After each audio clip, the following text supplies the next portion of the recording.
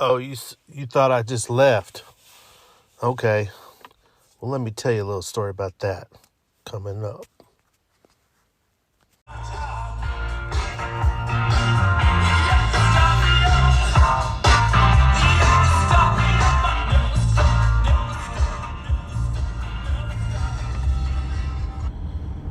Make a grown man cry.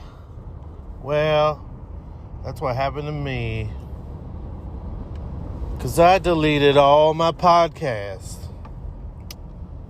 When I did it, I didn't think I was going to cry. I wanted to do it. I actually deleted all my social media. For some reason, I got upset with social media. You got TikTok stealing your information. You got Facebook doing the same thing. You got Twitter going all over the place. I don't know. It just was wearing on me. So I deleted everything. Then I did an experiment later because I work 10 hours a day on a computer. I don't really get bored because I'm very busy at work, but that little monkey on your shoulders going, get back on Facebook, check what your friends are doing, check the fishing reports, check the lakes, see what's going on. So it's really, really hard not to get on there.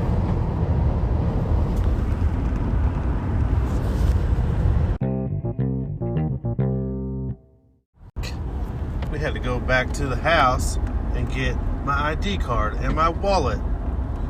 That's always fun whenever you've already started to work and forget half the stuff that you need. Apologize for all the background noises as usual with JROD fishing. I set up a little studio area and I can't sit down. I can't sit in it. If I have somebody else on the podcast, it's awesome. But when I'm just talking to the wall, I can't stand it. I like being out and about. So that's why I like this Anchor deal. So I can just plug it into my phone and go. I know the audio sucks. I know it's not a professional podcast, but here's the deal. I want to look back on this later and hear myself driving and give myself nightmares of the rat race, going to the job every morning, because I am getting super close to starting a guide service officially. I've guided before, but officially. And then that way I look back on this and go, remember when you had an hour commute every day? So I'm going to leave the background noise in here of driving. It's more realistic anyway. All right, we're going to do some miscellaneous spots. Time to talk about miscellaneous. I'm going to try to keep it on topic every podcast. Today I want to talk about crappie fishing at Lake of the Ozarks. Crappies. Who doesn't like to eat a crappie that's came out of 45 degree water? That's where we're at right now. 45 degrees at Lake of the Ozarks. And the fish are suspended under big main lake boat docks, condo docks by themselves. You can also catch crappie on points, secondary points, bluffs, same kind of places that you would catch a bass. But the fish I'm catching are the ones that are deep on the main lake. There are areas that have a secondary point with a lot of sunshine on them and brush. A combination of the brush, the points, a ditch, all of that is very good to have in combination. Now, so it might depend on how deep the crappie are. Right now, I would start all the way shallow as 10 foot, and I would go down to 20, and you will find crappie, because a lot of crappie are going to be suspended. They're going to be up under the dock. Now, if you've got a brush pile, and it's a day where some days are real sunny, and it seems like they get tighter to the brush. Some days are cloudy and they get looser, if you want to call it that. So, if you find an area that's got a bunch of big boat docks that might not necessarily have brush on them, and you can shoot the dock and catch them suspended. So, use a real light jig head, a 1/32, 1/16 at the most, with, I don't know what number of hook, maybe a 1/0, but most of the jig heads have hooks sized accordingly, especially in the crappie area. And you'll shoot the dock. So people like to boomerang it under there, whatever, or rubber band it under there. They hold their jig in their left hand and then they bend the rod with their right. You'll have to go on Mike Baker's YouTube and watch that. So that's shooting docks. If you don't know what that is, do a little research and you'll find out. If you're listening to this, you probably know what shooting docks is. I like to skip them, just like if I was bass fishing with a wacky rig Cinco or something. I think I'm just used to it, so I just kind of skip it under there, and I'm so used to doing that. Now, do I get it in the right spot every time? No. You're going to hit stuff. You're going to hit jet ski lifts, cables, chains, and wood, and every little thing that they use to nail bumpers and sides of plastic onto the dock, nails, you name it, you're going to get hung on it. So, that being said, a lot of people like to use braid, and I do like to use braid in a leader. I used to not be that way, but skipping mono, if your mono or fluorocarbon is brand new, it works pretty good. Some of the more limp mono works for a while, but you're going to have to change it more. That braid just stays on there forever. You don't have to mess with it. It's really the way to go.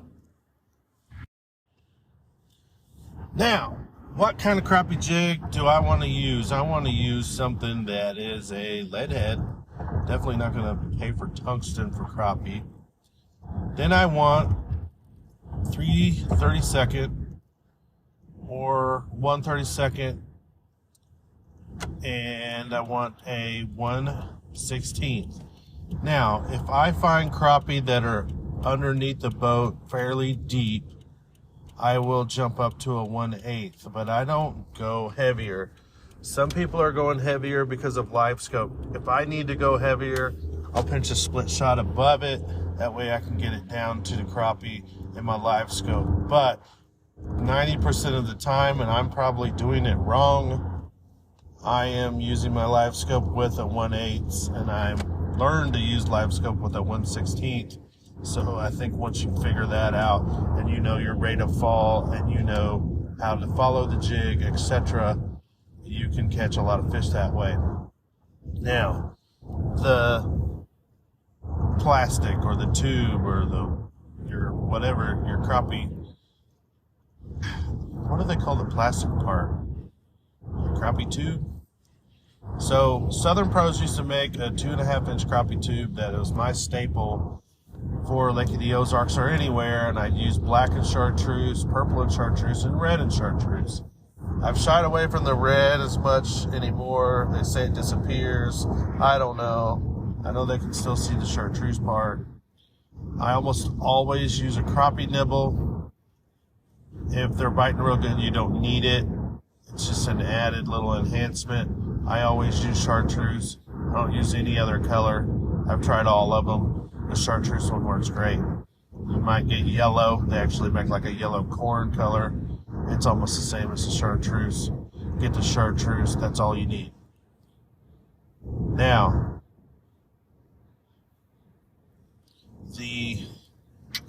I'm thinking of which tube is the best one I like. Southern Pro tube is great You don't have to get a Southern Pro tube. If you go to Merton's Bait and Tackle in Jeff City, they'll have bulk packs of, I don't know what kind of tube they get anymore. It might be a Southern Pro, it might be some other company, but it's just basically 2.5-inch tube. And I used to use like a white and blue and clear water, or a blue and white, but that purple and chartreuse is pretty good in the clear water too.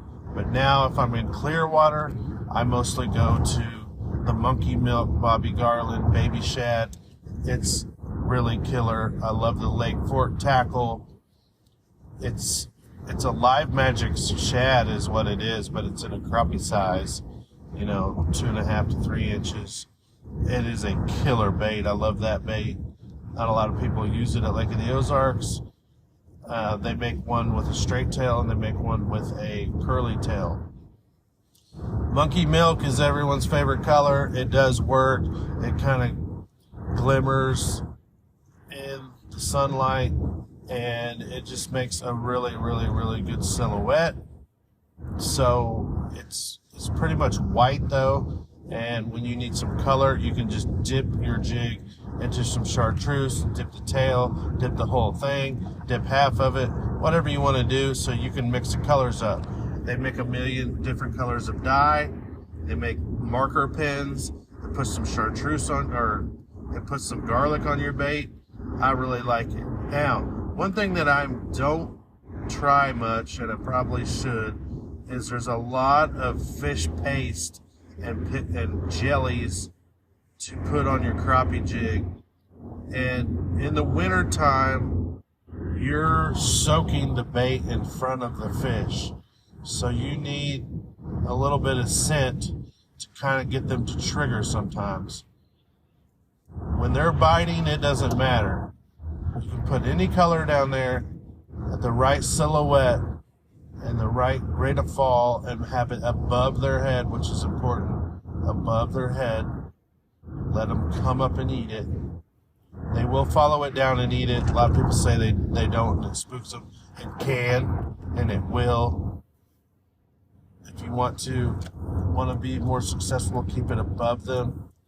But I have, for a million years, dropped jigs down in piles off the docks, hit the bottom or hit the brush, then brought it up and caught a million crappie. So take it as you will. Get out there, you find your own pattern. But if you can keep it above them, you will be more successful. Now, I know I'm kind of going all over the place here. Back to the jig head, back to the bait itself. That Bobby Garland Baby Shad is killer. When they want something moving, when you're casting, you want to throw out there over them and then reel it in. I like something with a curly tail, so that Lake Fork Live Magic Shad with a curly tail is great. Tiny little grubs are awesome. Firecracker colors are good. And clear water. Something with a lot of flash to it, but in that smaller size. Right now, I'm above the crappie. I am seeing them on the graph. Guys, I did this with 2D back in the day. Live scope just enhances that. It's just a better tool. So just like bass fishing, there's a million different crappie jigs, and there's tons of ways to catch them. Some people catch them on a spoon. If you get on Dixie Jet's spoons, I don't know their actual website name, but they make crappie spoons. Some call them the crappie slab. Some call them some kind of crappie bomb. Some people put a minnow on it. Minnows are terrific in the wintertime. They last longer. It's cooler weather. And crappie bite minnows. Just need a gold hook. Maybe a number 1, 1/0 or number 1 gold hook. Split shot. That's it. That's all you need. put it on your crappie jig. That's usually what I do. Because then I have a bait. If I run out of minnows or someone else is using minnows, I can use my crappie jig. Then I just add a minnow to it. So try that out. The crappie are absolutely on fire right now. This is the best time of year. From now until they spawn, it is my favorite time to catch crappie. At Lake of the Ozarks, I haven't tried anywhere else. This is only for Lake of the Ozarks. I know that they are still catching them at Mark Twain, still catching some giants over there at Truman Lake. I got on, I think it's Mr. Bishop's, Randy Bishop's. That's probably wrong. There's some guide services over there that are killing it on Truman for big fish right now. So, speaking of guide services, we're going to transition over to another topic. So, we are going to start a different episode and keep this one on the crappie. But we're going to go look out for MissouriFishingCharters.com. And right now, there is a website, but it's not really built yet. But there's a Facebook page and an Instagram for MissouriFishingCharters.com. And what that's going to be is, originally it's going to be for me when I start guiding officially, which I am super close to getting my Coast Guard license. And I want to start taking veterans out. If I can find the time to take other people out, I will. The veterans will be first and foremost. Take them crappie fishing, bass fishing, catfishing, whatever they want to do, mostly on Lake of the Ozarks. If they want to go to Mark Twain, if they want to go to Table Rock, that's fine. But Lake of the Ozarks is my home lake. So I will focus on that. And I think I wanted to get the name. I wanted to get that name on the Facebook, Instagram, and on the website, because the algorithms and the keywords and how Google works, etc. I just thought that was a good name to get. So I got Missouri Fishing Charters. I got Missouri Fishing Guide. And I think I'm just going to leave it at that. See if one of those takes off. If one of them is doing better than the other, I will delete the other one, or we'll make that decision later. So, I've done a lot of experimenting with Facebook shops, tackle stores, JJ Tackle, different names, JROD Fishing, Shelton Fishing, etc., etc., etc., and it really is something I understand it, but not like, I'm just going to say, a computer nerd. I don't understand it completely like someone with a computer science degree. I can't explain it to you, but I know this. If you try certain things, you try different names, you try different keywords to get algorithms and doing different timing on videos and reels and etc., some pages take off and some don't. I had one really take off on Instagram, and I deleted that one in my little crazy experimentation and frustration. So I've started over on the gram. But that is not my full-time job, and it is not I'm not giving it full attention. So anyway, fishing, Missouri Fishing Charters, hopefully will take off. I think I'm going to showcase guides that are really good, guides that I like to use, guides I like to go on trips with.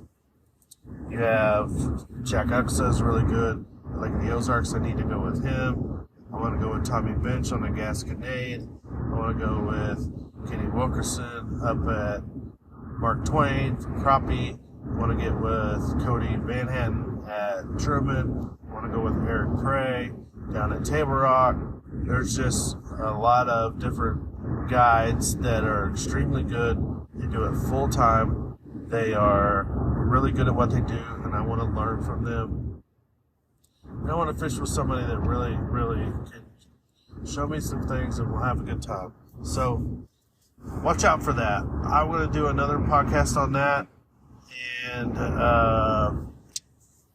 that's about it for the winter time. We're going to do some tournament results. We're going to go over what's going to be the tournament schedule, etc., etc.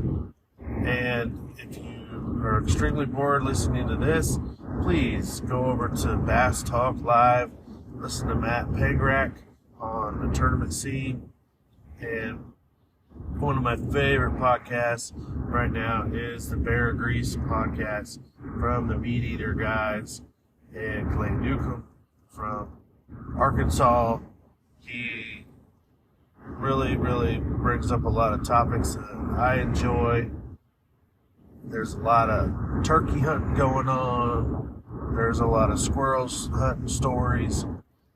He rides a mule, and I absolutely love listening about the Ozark Mountains and hunting there, because I am originally from southern Missouri, and I love going down there to my family and getting in those hills, wood hills, and mountains with lots of. So the Ozark Mountains are terrific. I love hunting down there. So enough with the miscellaneous going on here at the end of the podcast. Thanks for listening. If you go crappie fishing right now, you should catch them. If you're not, shoot me an email and I will get back with you and we will dial you in. Be safe out there. It's cold. Have a plan. Take extra clothes. Go with a battle buddy. See ya.